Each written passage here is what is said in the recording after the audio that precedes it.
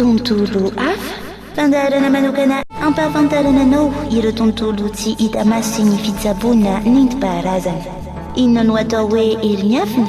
Inona avy ireo karazana fanahy mety misy eto ambonin'ny tany sy ny tsy ambaratelo ny fiainana araka ny fomban-drazana sy ireo finoana taloha sy ny ankehitriny izay mbola heverina fa mandrafitra ny fiainan'ny zanak'olombelona. Ho fampitana fahalalana avy amina olom-botendry manana fanomezam-pahasoavana manokana ka afaka miara-miasa sy miara-miaina amina fanahy samihafa misy eto ambonin'ny tany. Fandaharana manokana iarahanao amin'ny Monsieur Yen, ilay mpitsabo Antemoro, mpanarina fiainan'olona fantadaza eny Tosy, malaza amin'ny fifehezany sorabe sy ireo karazana asa fanarenana isan-karazany. Tontolo hafa fandaharan'i Monsieur Yen eny Tosy, atolotry Linda Luciana.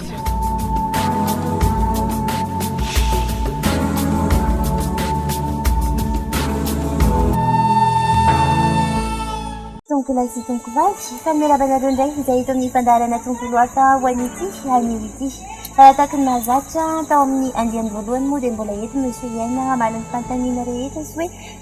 amovoan'izay hoe tontolo ny fanahy zay miarabanao Monsieur Yen. Miaraba Madame Luciana dia faly miarabantsika rehetra ampianaraka ny fandaharana. Mahakasika anao avy hatrany Monsieur Yen, anisan'ny nampalazanao resaka hoe sorabe mbola voaresaka hatrany moa zay hoe sorabe Antemoro izay na eo amin'ny tantara raha dia misy an'izay misy ihany koa ireo tranom-bakoka na hoe musée mbola mivoy an'izany hoe sorabe Antemoro izany fa nandrona hono izy io afaka hitsaboana ihany koa ary mirakitra tantara afaka hoentinao kosa raha ve hoe inona mariny mety hoe tsy ambaratelo n'izany sorabe izany ka ahafahana hoe mitsaboana. Ny sorabe no Madame Luciana voalohany indrindra dia vavaka izy io ary nidiran'ny sorabe voalohany ta Madagasikara dia avy any faritra tsy matsananozy zay ny amin'ny tanindrazan'ny poiran'ny tenako izay ampiasaina amin'ny lafiny maro samihafa ny amin'ny lafiny hoe fanandrona, ny fanampiana sy ny fitsaboana amin'ny tontolon'ny maha-olombelona. Voaremarika ary tsapy izy ireny Madame Luciana ny hery sy ny asiny izay ao anatin'ilay izy, ny vavaka atao andavanandro toy ny fivavahana ampiasaina ao aminy kosa dia tsy mitovy ny sorabe hoentina mitsabo satria rehefa mitsabo ny olona anankiray dia jerena mihitsy ny asam-panahy miaraka amin'ny olona anankiray sy ny fanahy maha-olona azy sy ny renim-bita sy ny zanabitana izay ampety ny fiainany, ampety ny fitsaboana azy. Ny zavatra rehetra dia miainga ao anatin'ny vintana na ny tontolon'ny arena eo, tontolon'ny fahazona taranaka eo, tontolon'ny korota-tokantrano sy ny marina tokantrano tsara sy ny tsy fahasalamana maro samihafa. Raha misy ny tsy fahasalamana Madame Luciana dia anatin'ny vintana avokoa zany rehetra zany. Rehefa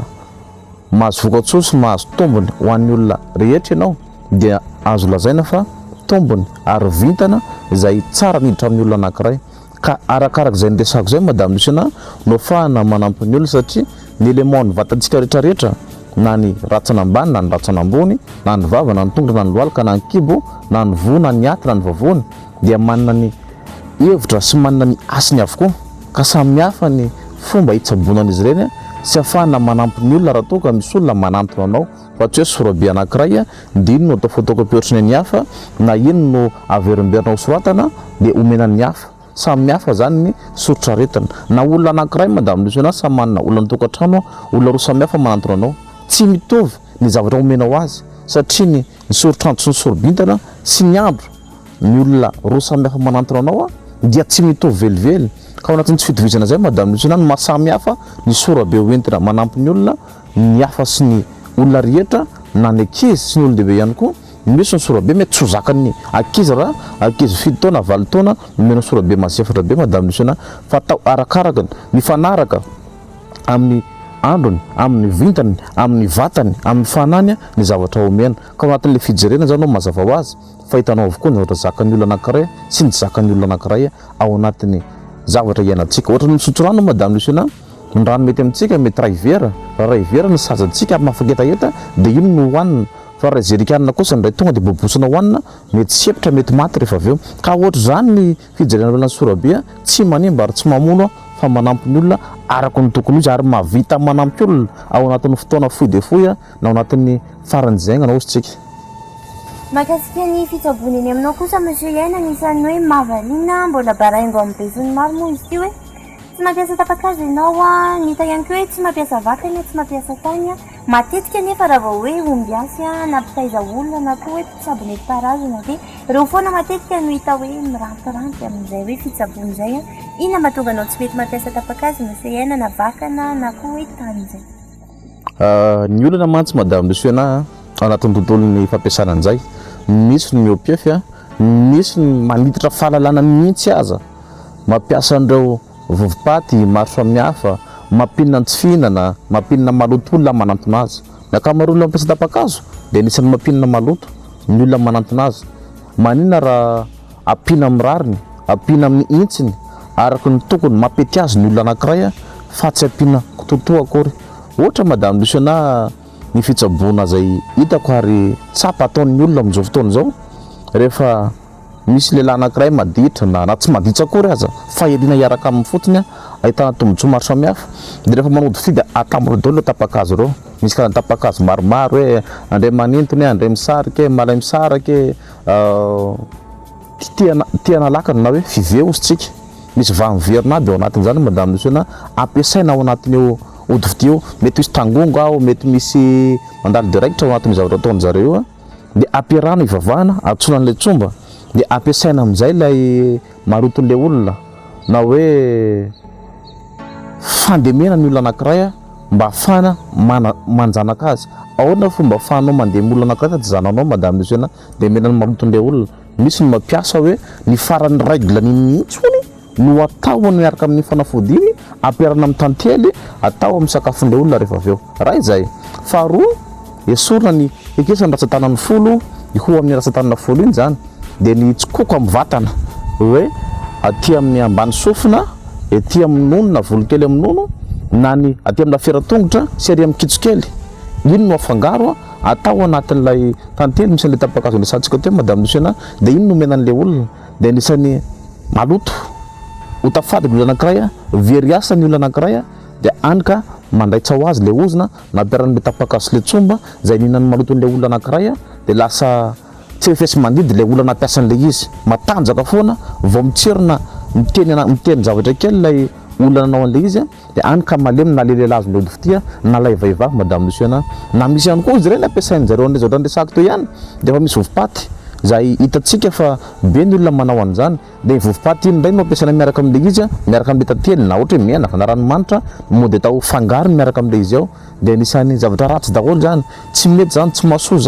zany mahatonga ny olona matetika ody fitina atao lasa mivoakaly rehefa avy eo zany mahatonga ny olona matetika ody fitina atao lasa marary ilay olona asian'ilay ody fitina madame Luciana ny antony mamparan'ilay olona dia mazava ho azy fa misy fepetra tokony arahana raha ohatra ka mamerina olona mikotana fitiavana ianao misy fepetra tokony arahana raha mikarakara olona mikorana tokantrano ianao fa tsy ataotao fatany araka ny resantsika teo zay ka zay ny tsy ampiasako andreo madame Luciana fa mampininy maloto olona manimba olona raha toka zany no atao fa za kosa mamy antoka fa ny sorabe zay ataoko ampiasaiko ataoko manampy olona dia matohatra an'izany rehetrarehetra zany ary matanjaka be fa ao anatin'ilay sorabe zay ataoko madame Luciana dia asahako no miresaka fa mavita avolo eny na avozato eny mitandako ny ampiasain'ny olona amin'ny tontolon'ny fitiavana mikorontana sy ny resaka vady maditra na lahy na vavy any ka tsy voatery zay rery ihany aza atao amin'ny endriny mapety azy atao amin'ny lalina mapety azy voalohany indrindra izy ny diso raha manantona mantso ny olona aminao dia hoe nivadiko maditra nivadiko ro na izay lehilahy raha mantona mpitsabo ohatra dia mamety sy ny vehivavy foana fa mijery tsara aloha ny tenako ao anatin'ny sorabe zay ataoko sy ao anatin'ny fijerena zay ataoko iza ny marina iza ny diso lay olona manantona avy tena zay tokoa no marina ka rehefa hita koa ka diso lay olona manantona madame Luciana miresaka tsara aminy aloha marina fa tsisy olombelona manana famarinana fa avy any aminao ny lesoko avy any aminao ny zavatra rehetra ka rehefa leonina ataonao lay vadinao dia any ka lasa mananao foana lasa mahita-kevitra fa vonona avy anao anajanona an'izany vonona avy anao hiala amin'izany alohany anapiko anao rehefa manaiky izy madame Luciana dia apiko araka ny tokony ho izy ary alamiko araka ny tokony ho izy lay tokantrano mikorontana na le fitiavana mikorontana mba ahafahana mahazo vokatra tsara zany akory tsy midika hoe anao ody fity za kosa tsy anao raha ohatra ka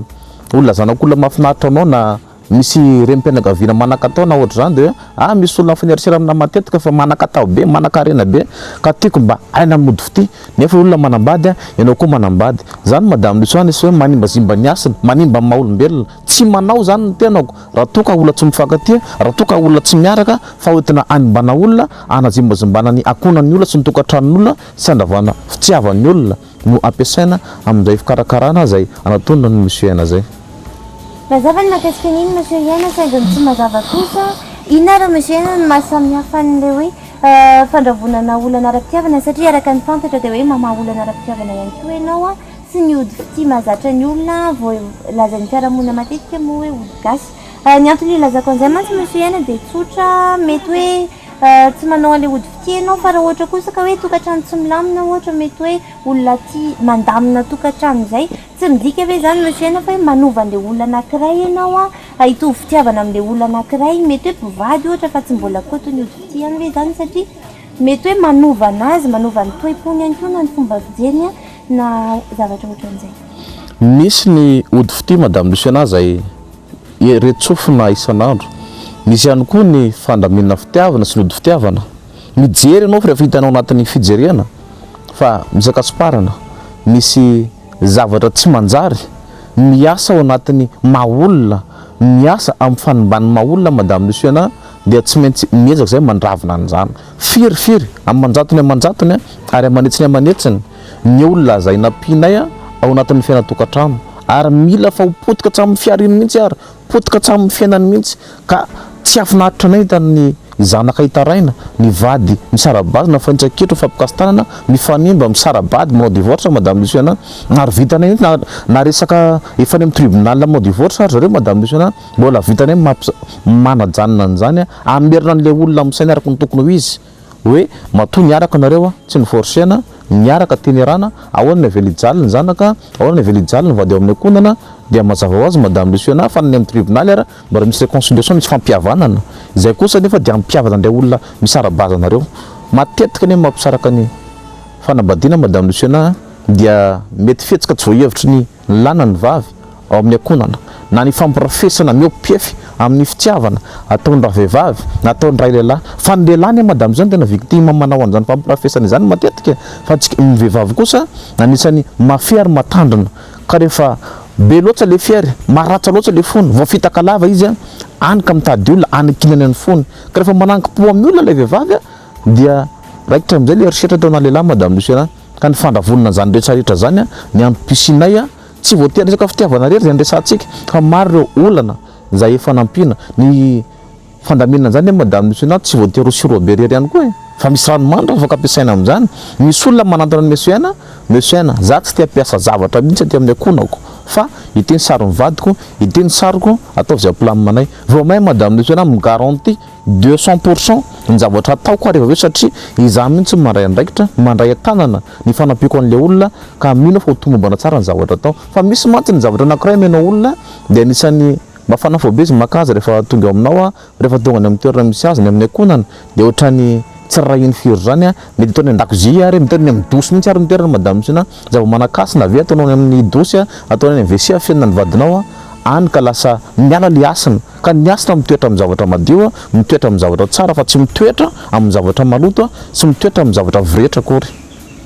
Mazava ny mahakasika an'iny monsieur Yaina eto kosa dia itenikely isika iroso amin'ny fijoroana vavolombelona samihafa ny anton'izy itony moa tsy hoe tsy sanatria akory hoe dokam-barotra fa rehefa misy moa ny vahiny tahaka izao dia ilaina ihany hoe olona avy ivelany manamafy hoe tena nahavita zavatra tokoa hoe ilay olona manao ahoana ihany koa izay hoe zava-misy eny amin'izay fetifety. Tontolo hafa fifananana lasa lavitra loatra ka tonga tamin'ny ankasiparana no trangam-piarahamonina hoentinay aminao ao anatin'ity fanadihadiana ity fa teratany vahiny kosa ny fijoroana vavolombelona manaraka noho ny fangadan'izy ireo ny mangarahara ao anatin'ny zavatra lazaina ao anatin'ny fandarana kosa dia hoentinay amin'ny fiteny vahiny ireo fanadihadiana manaraka vehivavy teratany algériana ny voalohany ary anisandreo efa nahita fahasoavana tamin'ny monsieur Yaina izy ary efa nitondra ny namany teny ihany koa ka nahita fahasoavana tamin'izany. Linda no anaran'ity vehivavy algériana ity ary tsy niambamby izy nilaza fa olona mahay sy mahavita zavatra monsieur Yaina ary mahavita mandravona olana maro ihany koa. Il y a des le connais bien parce que j'ai déjà ramené des gens chez lui. Et j'ai des copines, j'ai une copine quand on était là-bas chez lui. Il a donné des trucs, des médicaments, tout ça, et elle a guéri. Et ça marche bien. Il paraît que... Oui, excusez-moi. Ça marche bien parce qu'il y a beaucoup de gens qui ont parlé de Moussiraïn avec moi, que je connais comme ça. Ils ont me demandé comment tu trouves Moussiraïn. J'ai dit que Moussiraïn, il est un bon charisme. Il est bien à guérir les gens. Et parce que j'étais passée chez lui un jour avec une copine. Et puis parce qu'elle était malade. Elle était malade, on était partis là-bas chez lui. Et puis ma copine, elle a soigné chez lui, il a donné de l'eau, quelque chose comme d'écriture arabe. Et puis cette écriture arabe, c'était dans une bouteille d'eau. Elle a bu, et puis il y a quelque chose qu'il a donné avec elle aussi pour faire niafka, je ne sais pas. Drone, là. Et puis après, il a donné aussi, il a donné de l'eau avec d'écriture arabe. Il a donné aussi de djaoui. On dit ça en arabe, on dit djaoui. C'est quelque chose qu'on brûle. Et puis, elle est bien maintenant. Et puis, il y avait une autre femme aussi qu'elle a des problèmes avec son mari. Mais son mari aussi, il est retourné avec elle. Ça, c'est vrai. Hein. Et maintenant, elle est très contente. Et elle était partie aussi la deuxième fois. Elle a fait encore un autre traitement. Et maintenant, elle est bien avec son mari. Et je vous demande bien que si vous trouvez le petit pot de papier là, il faut que vous fassiez attention de jeter par terre ou bien de jeter quelque part. Il faut respecter bien ce médicament. Parce que M. Aina, il a un don avec lui.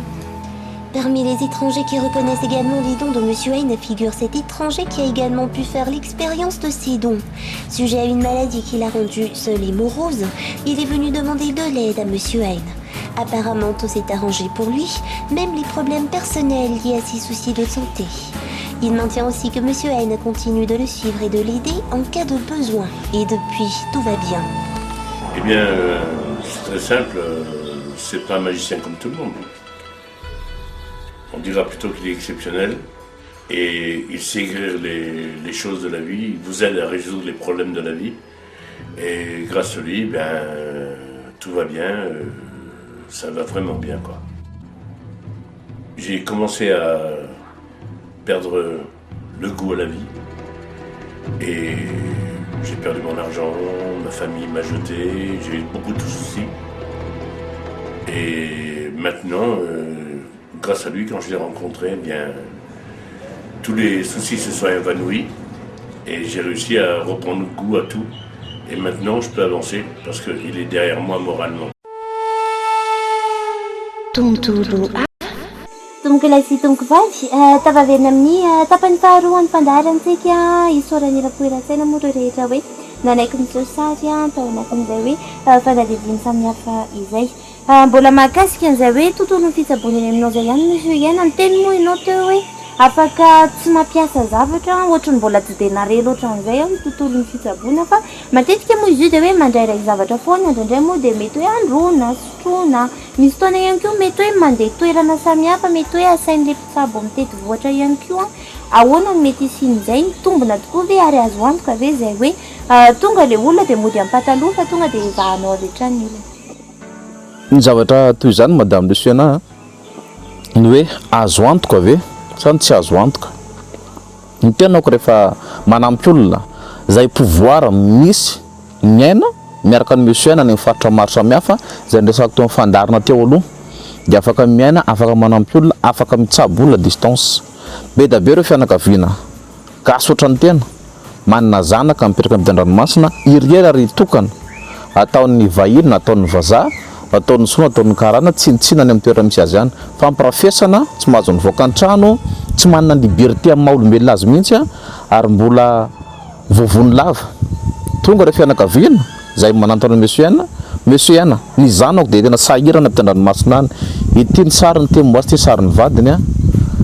sarotra aminay nefa raha misy zavatra omenao kalefany fa mipanampy dia olona vahiny avokoa ny ao an-trano fa misy tompona andraiky tsy manara-maso tsara an'ilay vatany sao dia santsika manao an'ilay grigri satria malagasy no maza grigri madame monsieur na ampianao ilay olona ahoana ary fomba pilamandreo raha tsisy le fahefana raha tena misy ny fahefana amin'ny olona anankiray misy le fanahy misy le pouvoir mipiatraka miaina ao anaty izay afana manampy ny olona dia afaka mitsabo distance daholo ny mpitsabo rehetra na iza fa matoa zay mila an'le mikimaky kely fandikodoana saim-bahoaka dia mety tsy ao aminy lay hery na le fahefana tsy voatery ahoana madame zao ny teneniko hoe afary le zanakao etiko ary amin'ny doany ahoana no afahany aminanko izy ary olona voagejageja be ao anatin'ny tontolon'ny fanambadiana zay misy aminy dia tsy maintsy misy foana ny hiraka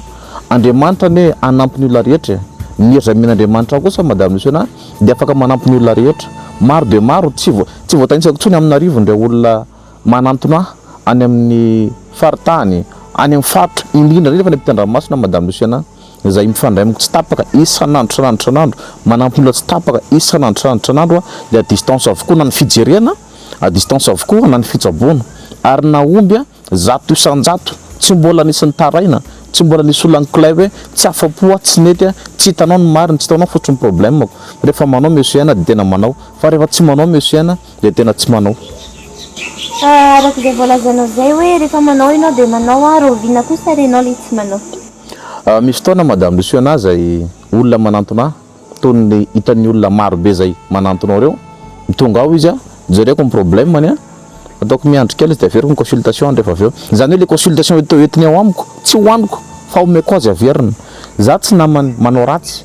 tsy namany mamono olona tsy namany amaly faty olona tsy namany atao amin'ny savy fa namana kosa hatao anasoa hanalany etraketraky ny fiainana etraketraky ny rafivavy etraketraky ny renikely etraketraky ny devoly etraketraky ny satana azo amvorika maro samihafa mahatonga ny olona mifaindrankitro mifampisarabazana rava fiainana rava fananana rava tokantrano zany zavatra madame Lucia ny antona ijoroko fa tsy zany ndray akory ny ambony problème ho amin'ny olona anankiray hoe tena tsy reveko mihitsy le olona zay mo fitenin'zao rehefa tonga tsy reveko le olona ry fa mila potehana mila gafina mila tao an'izao ka za tsy am'savolana naovinanaovina ary atsamjina olona madame Lucia sako miresaka ho anao sy ny ho an'ny mpanaky ny fandarana fa mbola tsy namosavy olona ny tanako ary mbola tsy nandray ody ratsy ny tanako ary mbola tsy nantona mpitsabo zany mihitsy ny tenako raha tsy ireo pouvoir miaraka amin'ny koréenne no afahako mandateraka ny zavatra iriko sy ilaiko amin'ny fiainana sy afahako manampy ny olona ihany koa misy maro manikitika teo anatin'izay nefa monsieur Yena anisan'ireo hoe ny olona moa rehefa hoe latsaka katereny zay nanisany hevitra diso mantsy manefa fisainan'ny olona indraindray dia hoe matoa manantona mpitsabo dia mety hoe olona ara-bolana tsy fahasalamana fa misy ihany koa ireo olona mpanam-bola mety hoe te hihetraketraka ao anatin'izay manantona mpitsabo ihany koa reny karazan'olona ireny sahanao ve monsieur Yena milaza eo mason'ny vahoaka rehetrarehetra sy ireo hoe mpanaraka ny fandaharana fa raha nisy ohatra mpanarivo nitondra vola be tamin'ny kitapo hoe ataovy ty zavatra ity monsieur Yena na hoe teneny zay vola tadiavinao fa ataoko raha tongotra ao mbola tsy azo mifankapana ve monsieur Yena anatanteraka zavatra ho manokana madame Lucia sako no miresaka aminao ary aka amin'ny amorapoko ny resana fa raha resaka etsaketrako ny fiainana fanimbana olona olombelona nofo sy raha ohatrany tenako na gasy mitovy raha amiko na vahiny mandeha raha mandilio ka tsy afaka anao ratsy mihitsy ny tenako na iza hitondra vola be aman-karena zay andraborabina saina hitarika ny malandiso tsaro fa tsy ny vola ny mavela tsy ny vola ny fiainana fa mbola misy fiainana ambadiky ny maolona misy fanahy maolona misy lalina mbola tsy fantsika zanak'olombelona izay iseho sy isedra andreny olona zay miopiafy sy manao fahatany ireny zay ny madame Lucia dikan'le roa taona niarako tamin'ireo fanareo miaina tao anatin'ny zavatra maro samihafa mety ny tontolon'ny fanatsara na natory tany amin'ny fanaratsy nahita andreo elo nahitan'izany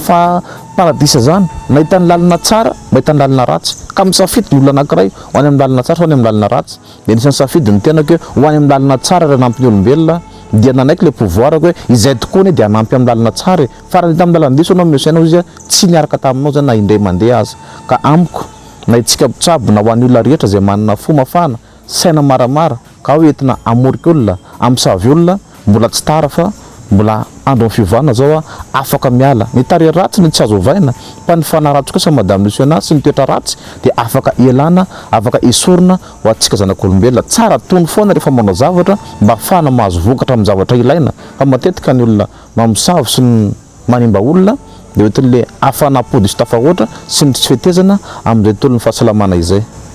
Io indrindra monsieur Iaina somary manitikitika araka izay hoe filazanao zay a raha ohatra ka hoe mitovy eritreretra aminao daholo ary mpitsabo rehetra nahoana ny mbola misy a ny hoe misabo satria ny rehetrarehetra dia mahafantatra fa hoe fiaramanady matetika reny olona reny a azoazony vola kely hoe mety hoe misy tokoa zany monsieur Iaina hoe ray alina ariary na 5,000 ariary dia mivonona ny olona anankiray andoky tany ena mety izay ihany koa ngamba le hoe ao anaty krizy misahirana ny olona raha ohatra raha monsieur Iaina misy indreo hoe mpitsabo laza fa sady mampiditra mamoaka nahoana ny mbola misy zay zavatra izay raha hoe fanatsara tokoa ohatrany ianao zao dia hoe na ohatrinona fa misy monsieur Iaina mpiara-manady ahoana ny fipetraka izay misy tokoa mitsabo madame Luciana sady mamoaka no mampiditra sady mitsabo no mamosavy no mamorika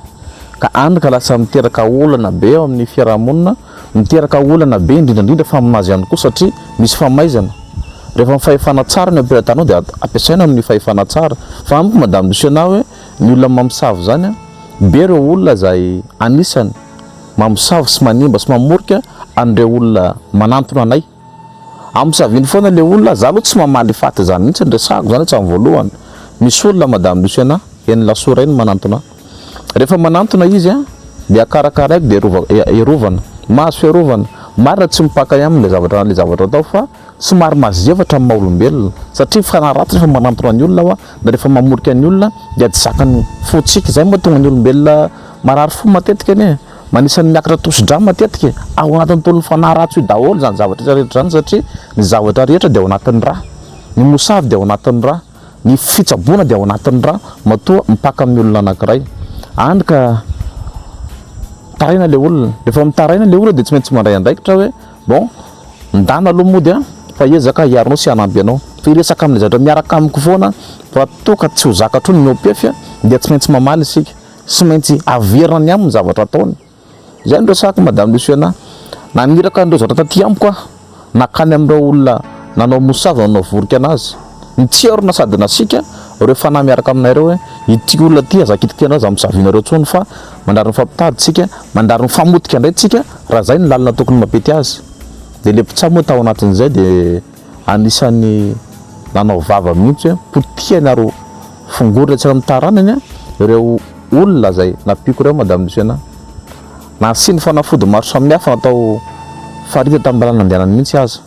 tsy maintsy natsoko le olona tonga avy aty amiko nareo androany dia misy zavatra omeko anao ty rehefa omeko anao ty zavatra anankiray ty dia ataovy ao atokotany amin'ny pabonikazo atokotaninao tsika tsy manao ratsy fa zay kasainy aminao lao iverany aminy daholo zany madame Luciana hitany hoe mpitsabo mpamosavy olona mifona amin'le olona namosaviny satria anapoaka vatra tamin'le olona nerovako izy nitsanony poany vatra dia brava nitsanony fandrina sisa nitazan'ny olona teo ivelany teo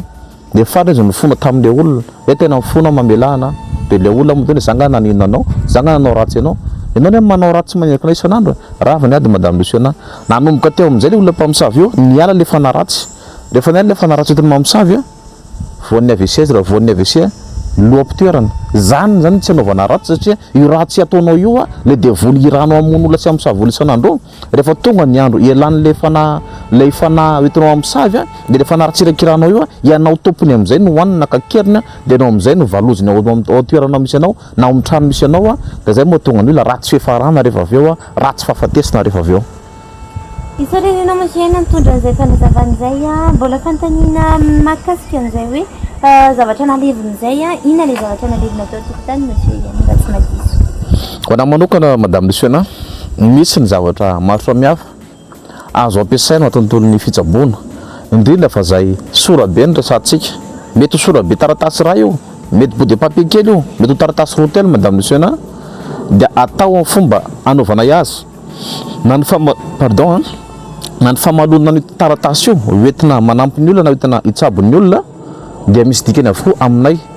indrindra fa ny tianako manampy sy mitsabo ny olona manantona amiko ka rehefa iny sorabe iny madame Luciana no apetraka eo tokotany iny sorabe iny na apetraka amin'ny toerana ametrahana azy dia miasa avetrany amin'ny tontolo rehetrarehetra samy tontolon'ny fiainana rehetrarehetra na inona zavatra atao na inona zavatra atao mazava ny mahakasika an'iny monsieur Iana araka ny fanampanantenana ny fijery moa tamin'ny andiany voalohany tamin'ny fandarana tontolo hafa iresaka toy an'ilay vorona tamin'ny andiany voalohany a voromahery no resahantsika voalohany eto kosa dia mahakasika ny vorondolo monsieur Iana satria eo amin'ny kolontsaina malagasy dia anisan'ny atahorany olona mafy mihitsy zao vorondolo zao hoe vorom-mpamosavy a inona marina no mety hoe mystera eo ambadika vorona anankiray a tsy mivoakaly ny vorondolo madame Luciana na ny vorona maloto a zay ampiasain'ny zanak'olombelona raha toka mpamosavy lay olona mitaiza azy a dia afaka hirikirahany a ampitahotra ny neniny ambony tafin'olona ny ambaravarakely eny a atao hirakiraka zay anozongozona ny fanamaolona an'ilay olona anankiray raha ny fivelomany no resantsika dia zay ngamba ny zavatra azo fehezina azo amaritana azy moramora kokoa anatin'izay fa ny fahafatesana vorondolo koa dia anisan'ny zavatra anankiray hoentina mamorok'olona raha ohatra ka ny elam-borondolo madame Luciana sy ny tongom-borondolo no ampiasain'olona anaty vorika anaty mosavy a dia afaka anaovana ambala velona miaraka amin'ireo ody ratsy maro samihafa miaraka amin'ny vovopaty a miaraka amin'ireo zavatra maro samihafa ampiasaina ao anatiny dia zay ny fanamboaran'ny olona matetika ambala velona zany no zavatra hita ao anatin'ny tontolon'izy ireny faharoa manakarak'izay reo hoe tiana amosavy misy madame Luciana zay hoentina anaovan'olona famononana fa anaovana bastondro sitsika dia zay anisany lelam-borondolo indray no ampiasainy zareo ny lelam-borondolo sy ny ram-borondolo madame Luciana dia afangaro amin'ny zavatra maro samihafa amin'ireo ody mary zany hoe afaka matoa zay mahita vahaolana dia tsy maintsy hita ilay olana mahazony olona fa raha atoroka ato madame Luciana ina daholo le composition le izy a dia lasa mahay indray reo mpamosavy rehefa avy eo dia manjary manahirana fa zay no fahatsika hoe lelam-borondolo sy ny ram-borondolo no afangaron'zareo amin'ilay mosavy sy ny taolapaty sy ny taky zany a miaraka amin'ireo zavatra ampiasaina maro samihafa dia alevon'zareo miaraka amin'ny saron'ilay olona ohatra na ny dia-tongotr'ilay olona ohatra na ny aloko le olona ohatra tasatsaro fa io aloko atsika io a dia anisany mora akanany fanamaolona atsika mora ny mbazimbanany vatantsika mora misavina afata atsika zanak'olombelona io filaina tandremana ihany dia io ny rasin'ilay olona atao amin'ilay toerana any anjoro-pasana any amin'ny loha firarazana ao anatin'ny fito alina fito andro vita zay madame Luciana dia ampiasainy amin'ilay olona amin'izay le mosavy dia manomboka eo a mipaka lay zavatra satria ny aloko anao ihany no tomba niendrika anao dia andrika marary le olona matampoka le olona manao réducteur le olona rehefa avy eo a dia anisan'ny mora ny fahafatesana satria le hery ao anaty ny hery tsy maleo fanahy na ny hery mifana tsara tsy maleo fanahy na ny hery mifana ratsy tsy maleo ny hery mbatan'olombelona zany mihitsy dia zay mahatonga ny olona raha marefirefy le vintana indrindrandrindra ihany koa fa nanjakan'ny vorika ny vatan'ny olona anankiray a dia mazava ho azy fa tsy maintsy lasa mody amin'ilay voary tsy mifody raha toka ampisavin'olona ao anatin'izany madame Luciana dia azo naovana fanaingalavitra koa ny vorondolo inona ny fanaingalavitra amin'ny vorondolo madame Luciana ny volotendany a miaraka amin'ny volona itsikitsika sy ny sidisidana ampiasain'ny olona anaovana fanaingalavitra dia misy emboka maro samihafa fangaro miaraka amin'ny sarin'ilay olona dia atao zany atao le vavaka miaraka amin'ilay fanaratsy na le tsomba ampiasain'ilay olona ohatra dia tokavina arozonina dia misy zavatra ampiasaina fandraitsany miaraka amin'izay a dia dorana ao amin'ny loham-pandriana ka ndoham-pandriana ny ambon'izao mba afan'izay ndoham-pandriana dia mazava ho azy fa miridana le olona mitsifana le olona zay anaovana an'izay fanaingalavitra zany hoe maro zany ny zava-bita amin'ny tontolon'ny andavonandro sy ny tontolo hitantsika rery fa raha mandeha amin'ny varatapakazo anao madame Luciana dia zavatra tonga-borondolo eny elam-borondolo eny lelam-borondolo eny a volotena vorondolo eny zany hoe vidinao amin'ny vidiny lafo dia lafo satria sarotra ao no mitady azy ka raha ny ela indray midindreo 500 000 mety zany zava misy madame Luciana hita amin'ny fiainana andavanandro zany fa raha ndray ihany ka tsy andrabinao reportage na tournage na reportage amin'ireny olona reny a dia mahita vokatra mahita valiny fa mety indro kely mety tsisy etare le olona mivarotra azy fa sy feony miaraka amin'ny tapakazony fotsiny le izy ie oeritreretina sy odiniana tokoa misena ny makasika an'izay satria nisany mety aliana tokoa zay hoe andeha anontany fatim-biby amidy a any aminy ihany moa zay fa dia hojerena akaiky tokoa makasika an'izay hoe misy mivarotra very mivarotra tapakazo a fantaniana manitikitika ao anatin'izay monsieur Iana hoe taiza monsieur Iana nafantaranao an'izay rehetrarehetra izay satria raha filazanao anazy tsy mamosavy ianao nefa fantatrao ny fanaovana azy mazava be zay fandraisako teo matoa misy ny olona mianjady amin'ny olona anankiray dia fantatrao ny vahaolana aloha za rehefa manao zavatra tsy maintsy mijery amin'ny fahitako hoe inona navoan'ity olona ty amin'ny fomba ahoana madame Luciana no afahanao manampy olona na manajary olona anankiray nefa tsy hainao akory ny fototra aretiny a, tsy hainao akory ny zavatra mahazo azy na mamitaka ianao escroc ianao mpamitaka ianao tsy mpitsabo anao zay amiko. Mila fantatra daholo inona ny nampiasainy a, inona ny fanotany. Raha ohatra tsika anao mba hanalan'le mosavy, rehefa analana mosavy amin'olona anankiray madame Luciana de hoe inona ny fanotany mosavy eo. Ka rehefa ota le mosavy atao a, rava ny dikany a, salama le olona, sitrana le olona. Zany ny zavatra anankiray voalohany. Faharoa, inona fanahy miaraka amin'ny mosavy eo, fanahy tony manahoana, fanahy manahoana, inona ny tanjakany, inona ny heriny, avy aiza izy io. Tsaro fa misy fiavinana ny fanahy tsara na ny fanahy ratsy. De izay koa no fanao mikontra, afahanao manimba, afahanao mamono. Zay mahatonga anao hoe ny fanahy miaraka amin'ny de fanahy fa lehibe daholo a, efa de manjataony ny ambandrina madame Luciana, ary misy amin'arivo taona maromaro reo ka tsy ho vitana fanahy marefirefy na fanahy na fanahy tanoranora kely no mikarakara sy ny miady amin'izany, fa miady amin'ny fanahy tsara sy ny fanahy ratsy tena miady ohatry ny olona miady reny. Raha mahitatsika mahita olona tsika manao luita manao ringa ambony ringa reny madame Luciana de ohatry reny ihany koa ny edivana fanahy ratsy sy ny fanahy tsara. Zay ne matetika mahatonga an'ilay mpitsabo maty tampoka rehefa manampy olona, satria miasa amin'ny fomadeo lay devoly na le olona mpamosavy tena matanjaka be ny gradiny. Le mpitsabo nefa vao mpitsabo kely vao ny sentry tary midoany tary de lasa mpitsabo tsy malala tsy priany tontolon'ny fitsaboana de maniraka an'le fanahy tsomba kely makany aminy kapohan'le devoly de vao fatotra rehefa avy eo a de lasa iny tsomba indray karaha main'le devoly hoe potehana ary vononay ianao raha tsy mamono ny olona ipetsaranao eo de miverina le tsomba rehefa avy eo a makany amin'le olona itoerana de seporiny satria efa mianjaka ny olona madame Luciana mazava ho azy fa eto ny voalohany indrindra, eto no hitantsika force voalohany indrindra, zay vao mifony de rehefa mitavitra anaty fony fanahy anankiray a, zay vao miresaka de ao amin'izay le tsomba rehefa avy eo a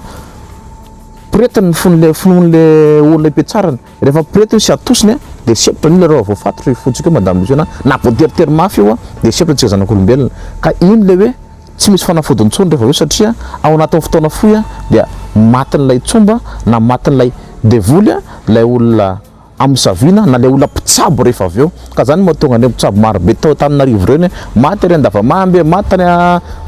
tany Lasory, maty tany Ambomangy, maty tary Ananiny, maty ny ohatr'izao reny. Mila mandinika tsara alohany manao zavatra. Zany madame Luciana mahatonga an'ireny olona reny rehefa mahazoazo taona sy ny tahaka zany a ka efa mba mitara mitsirony fanterany de matetika tsy vitako fandana makany amin'ny any tao sino tsy vitako fandana mijery olona ohatr'izao ao anatin'izany a de ilaina ny fahalalana, ilaina ny fahafantarana. Fa reny olona reny ka to mikiry biby ka mantanteraka matamoka rehefa satria tsy mora ny miady amina fanahy zany. Ny fanahy kosa tsaro madame Luciana fa adina fanahy de miantso amin'ny vatan'olombelona mivantana. Ohatra itsika mpanaraka ny fandarana rehefa amaolombelona tsoro tsy hoe misy fanahy akory a rehefa manofo ratsy ianareo, rehefa manofo ka miady amina fanahy ratsy nareo na miady aman'olona amin'ny nofonareo a sady sepotra nareo ao anatin'ny nofy a no taitra tampoka rehefa avy eo. Ka rehefa taitra rehefa avy eo a sady misefosefo no reraka be. Ka reny zavatra reny a dia anisany ao anatin'ny tontolon'ny nofy a nefa mipaka mivantana manjeraka antsika zanak'olombelona de zay ny idirana fa hoe mystère ny tontolon'ny fanahy sy ny tontolon'ny maha-olombelona. Mbola nofy aza de ianantsika zanak'olombelona mitsamboatra tampoka amin'ny alina ary palpitation be kindrindra ka hoe fitsaboana zany a sy fanampiana olona zany a ilaina fahafantarana sy fahalalana bebe kokoa ao anatiny afahanao moroso ao anatiny. Zay madame Luciana no faky mamaly an'ilay resakanao teo hoe ahoana no nahafantarako an'izany a nefa mpanasitrana ka ny mpanasitrana madame Luciana tsy maintsy mifantatra zavatra anankiray. Raha ohatra misy mpanotra, raha misy mpanotra raisitsika ka mienjera le ankizy ka folaka na tsy tatara azy ianao fa rehefa raisin'le mpanotra le tongotra folaka na tanana folaka de fatany hoe ohatr'izao miposition ampienjeranao zay na tonga antivotra mivika anakaty zay mahatonga le taona mitilefika amin'ny fandiso makaty de averiny araka ny fahafantarany amin'izay a no afahany mamerina azy fa tsy afaka amerina amin'ny lohan'ilay mpanotra raha tsy fatany zavatra na voany io na tsy tatara aza le olona voan'ilay loza sy ny sehoan'ilay loza toy izany.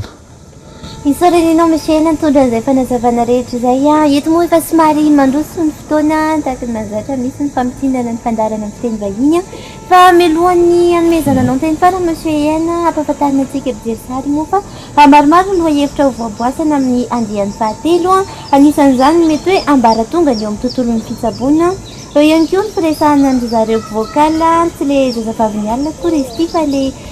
zareo mpamosavy a mifandray amin'le resaka vorondolo ihany hoe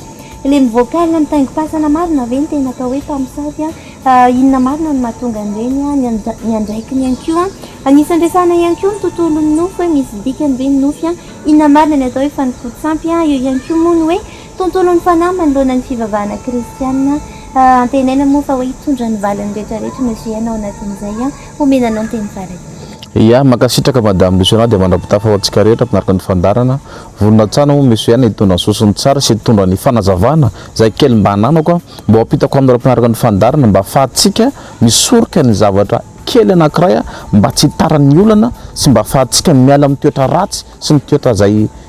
nahazatranao nefa niverinao fa tsy nety amin'ny maha-olombelona anao dia zay ny antony isin'ny fandarantsika mba hoe tanatiny fanabeazaka mandrapitafa tompoko tontolo hafa. Mesdames et messieurs, dans cette seconde édition de Tontoloaf, Monsieur N a consenti à révéler une partie des secrets de sa profession, des révélations sur la particularité de ses pratiques. En tant qu'un témoin, il est connu pour sa maîtrise du sourabé, de l'arabico-malgache destiné à conserver l'histoire, mais c'est aussi destiné à la divination et à la guérison. Monsieur N explique que le sourabé vient du sud de l'île Rouge. Le sourabé qu'il pratique serait une prière sacrée qu'il aurait héritée de ses ancêtres. Le sourabé ne s'utiliserait pas n'importe comment. Tout se baserait sur les astres ainsi que l'horoscope d'un consultant. Tout est question de vindana ou d'horoscope, lance-t-il. C'est en ce sens qu'il aiderait les gens et il tient à faire noter que le corps de l'homme est sacré. Chacun posséderait son asne et sa singularité. Aucun sourabé destiné à la guérison ne serait donc identique. L'intensité et la puissance du sourabé devraient aussi être mesurées en conséquence de l'âge du consultant, selon toujours ses explications. Ce serait une écriture sainte capable de résoudre n'importe quel problème en un temps record. Mais Monsieur N, en tant que guérisseur et tradipraticien, n'use ni de vacan ni de tapakazu. Pour lui, c'est un domaine sali par la mauvaise foi et l'avidité des guérisseurs. Il peut être usé à des fins maléfiques, raison pour laquelle il n'y touche pas. Monsieur N n'apprécie ni les mélanges insolites, ni l'usage excessif des tapakas ainsi que des outils. Certains useraient même de cendres humaines. Nombreux seraient les individus qui auraient sali leur âme de cette manière. Il garantit pourtant ici que le sourabé s'avère plus efficace, mais aussi sans danger. Mais prenons une pratique courante en société malgache, les udfti. Monsieur N se dresserait contre, sauf que Monsieur N serait capable de régler les problèmes conjugaux dans le respect des lois de la nature et sans aller contre les lois de Dieu. Il n'interviendrait que pour défaire les wouti, pour que ceux destinés l'un à l'autre demeurent ensemble. Monsieur N ne se limiterait pas au sourabé, il use également d'eau ou encore de parfum, sauf qu'il préfère ne rien donner. Il peut ordonner directement à ses esprits gardiens d'intervenir. Nombreux seraient aussi ceux qui choisissent de ne rien prendre d'un guérisseur, et cela lui conviendrait. Monsieur N a garanti qu'il peut régler un problème sans le moindre accessoire. Il serait aussi capable d'aider à distance, car nombreux sont les cas qui se présentent à lui et qui nécessitent une telle action. Dans ces cas-là, ce seraient ces esprits qui se déplacent directement. Mais Monsieur N ne se permet pas d'intervenir dans n'importe quel cas.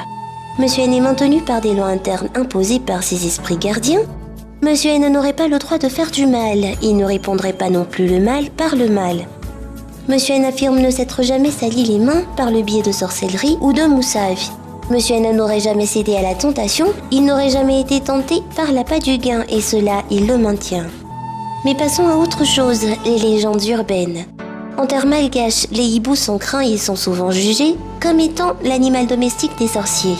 Les hiboux seraient aussi utilisés pour concocter des sorts maléfiques. Les gens useraient de langue de hibou, d'ailes ou encore de griffes ou autres. Ces accessoires de sorcellerie seraient même vendus au prix fort. En tant que médium et voyant, Monsieur N serait capable de voir le fond du problème d'un tiers dans ses moindres détails, ce qui expliquerait ses connaissances du monde occulte, selon toujours ses explications. Il serait d'ailleurs accompagné d'esprits très anciens, dont le plus jeune aurait au moins 500 ans, mais cela selon toujours ses allégations. Mesdames et messieurs, c'est ici que se termine cette seconde édition. À la semaine prochaine, même heure, même chaîne. Mesdames et messieurs, au revoir. Tontolo hafa fandaharana manokana ampahafantarananao ireo tontolo tsy hita masy sy ny fitsaboana nentim-paharazana. Inona no atao hoe herinafina?